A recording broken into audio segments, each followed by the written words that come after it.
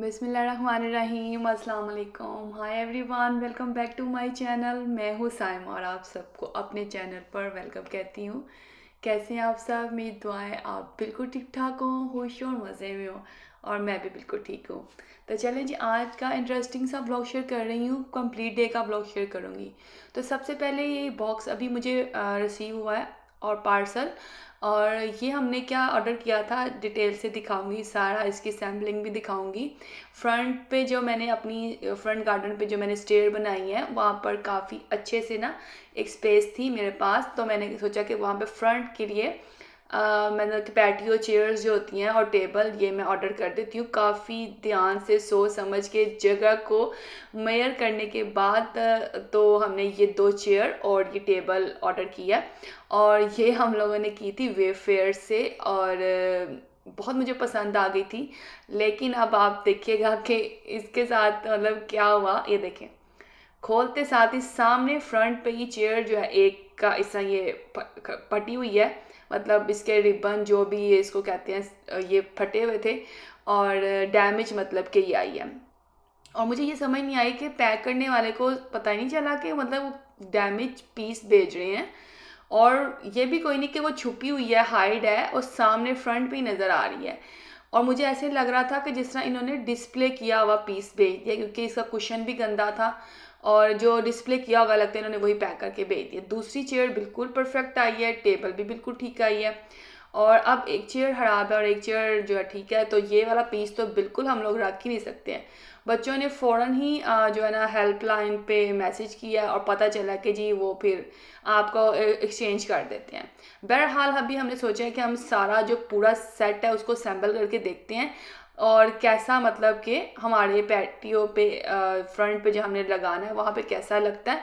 Space का भी अंदाज़ा हो जाएगा और पता चल जाएगा कि बाकी पीसीस डैमेज तो नहीं है। फिक्स करने के बाद भी बाज़ टाइम ऐसे होता है कि कोई चीज़ परफेक्ट पीसीस नहीं होते, कोई चीज़ मिसिंग होती है। तो इसलिए हम लोग अब इस वक्त इसको असेंबल कर रहे हैं। इसके लिए क्या है कि इसे हमें वापस करना पड़ेगा, और वो हमें जो है नया पीस दोबारा डिलीवर करेंगे।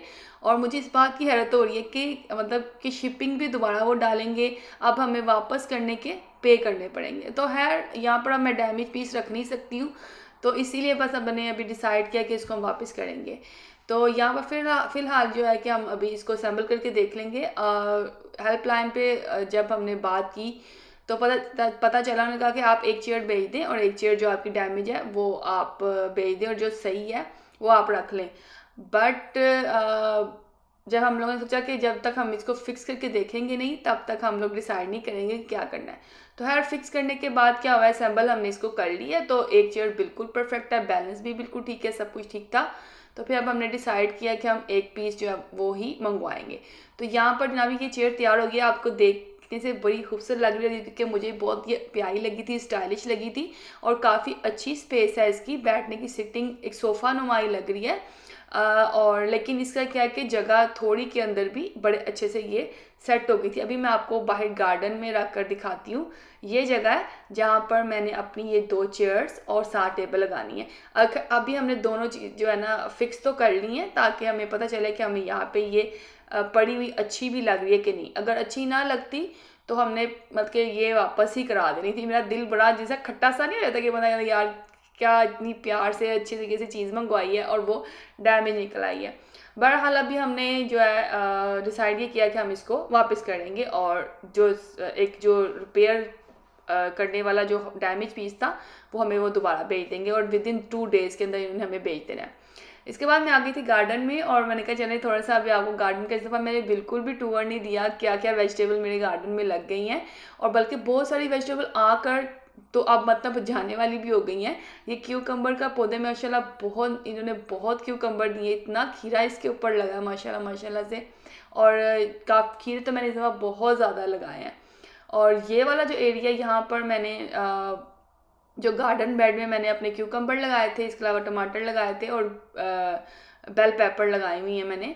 बेल पेपर को भी आने में थोड़ा थोड़ा टाइम है, और मतलब थोड़ी थोड़ी छोटी छोटी रेडी हो गई हुई हैं। तो आज थोड़ी सी मैंने वेजिटेबल हार्वेस्ट भी की थी, बस थोड़ी थोड़ी की हैं। और थोड़ा सा पुदीना मैंने किया, थोड़ी सी ग्रीन चिली, क्यूकम्बर कर ली थे जो कि मुझे चाहिए थे। और इसके अलावा मैंने थोड़े से चेरी टमाटोज़ किए हैं। अगर चेरी टमाटोज़ हार्वेस्ट ना करूँ तो वो फटने लग पड़ते हैं, तो ये क्यूट सी वेजिटेबल जो थी मैंने आज हार्वेस्ट की थी। और आज जो है ना लंच में हम लोगों ने बना लिया था, सॉरी कुछ भी नहीं बनाया था। तो हम लोगों ने आज ना मैरी ब्राउन से ऑर्डर किया था, और बच्चों का कल से ही उन्होंने माइंड बनाया हुआ था। डिनर में हम लोगों ने मंगवाना था, बट डिनर में क्या हुआ कि टाइमिंग हमें पता नहीं थी मैरी ब्राउन की।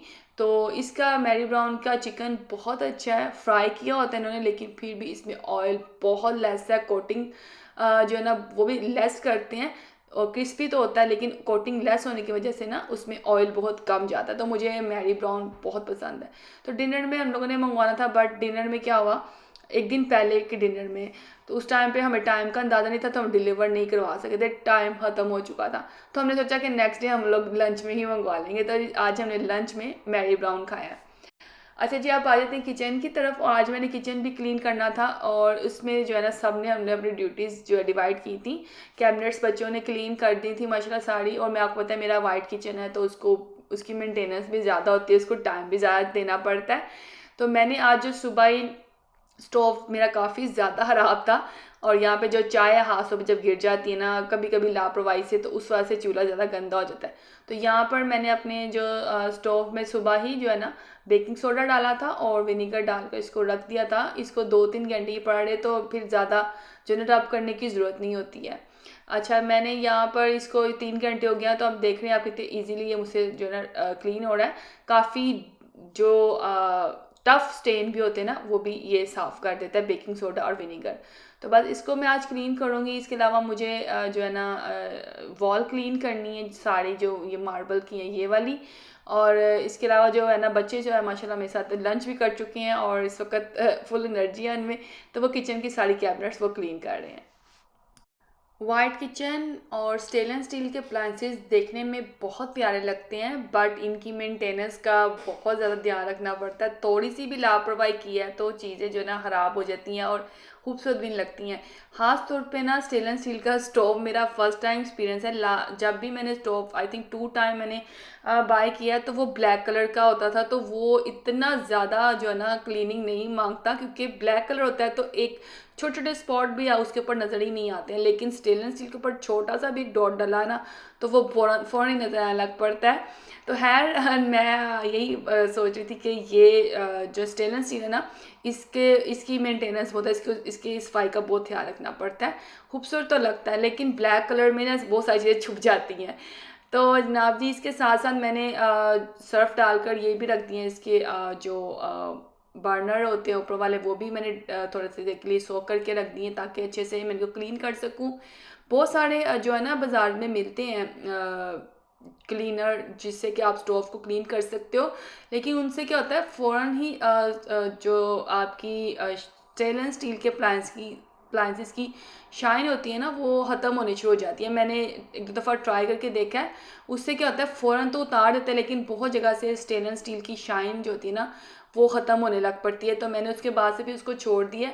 और बेकिंग सोडा और विनीगर टाइम तो लगता है 2-3 घंटे। अगर आपके पास आपने चूल्हा अपना नहीं यूज़ करना, तो उस टाइम पे आप उसमें बेकिंग सोडा और विनीगर डाल के रखो, तो उससे क्या होता है आपकी शाइन चूल्हे की बिल्कुल भी ख़राब नहीं होती है।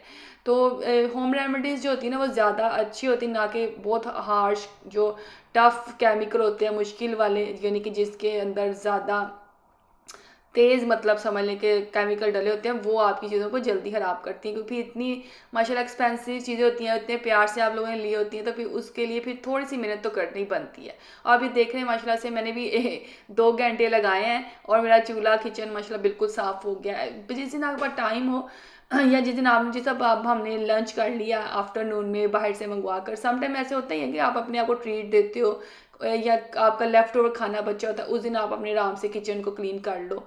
और माशाल्लाह लेडीज़ के पास इतनी तो होती है, मतलब वो अपने घर को अपनी किचन को अच्छे से साफ़ करने का उनमें इतनी एबिलिटी होती है कि वो टाइम निकाल ही लेती हैं अपने लिए। चाहे टाइम निकालें ना निकालें, अपने घर के लिए तो निकाल लेती हैं। आई होप मुझे पता है कि आप लोग मेरी इस बात से एग्री करोगे। तो माशाल्लाह यहाँ पे मैंने अच्छे से अपना चूल्हा क्लीन कर लिया, और इसके नॉब्स भी उतार लिए हैं ताकि ये अच्छे से क्लीन हो जाए। और ये वाला क्लीनर मैंने मंगवाया हुआ है, और ये बहुत जो है ना स्ट्रॉन्ग है। लेकिन इससे सिर्फ मैं कभी कभी जो ग्रीस होती है वो वॉल की वो क्लीन करती हूँ। अगर ये मैं अपने स्टोव पे क्लीनिंग इससे करूँगी तो बहुत ज़्यादा जो ऑलरेडी जो है ना स्टेनलेस स्टील का शाइन ख़त्म हो जाता है। तो मैंने एक दफ़ा इसको ट्राई किया था, उसके बाद मैंने इसको ट्राई नहीं किया क्योंकि बहुत ज़्यादा स्ट्रॉन्ग था। तो बस मैंने वॉल पे थोड़ा थोड़ा स्प्रे कर दी ताकि थोड़ी बहुत जो ग्रीस है लगी हुई है कुक करते हुए सालन वगैरह टाइल्स भी आ जाती है तो वो क्लीन हो जाए।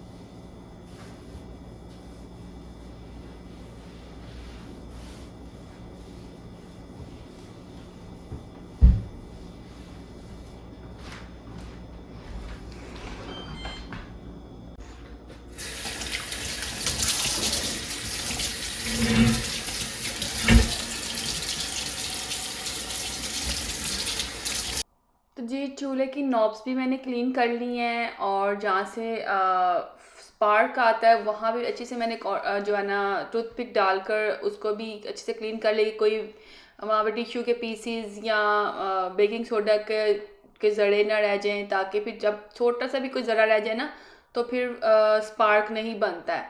तो इसके अलावा वॉल भी मैंने क्लीन कर ली है अच्छे से। अब ये कि नॉब उतारी हुई थी तो उनको भी अच्छे से मैंने कर लिया है। एक तरह से डिटेल जो है ना क्लीनिंग हो गई है।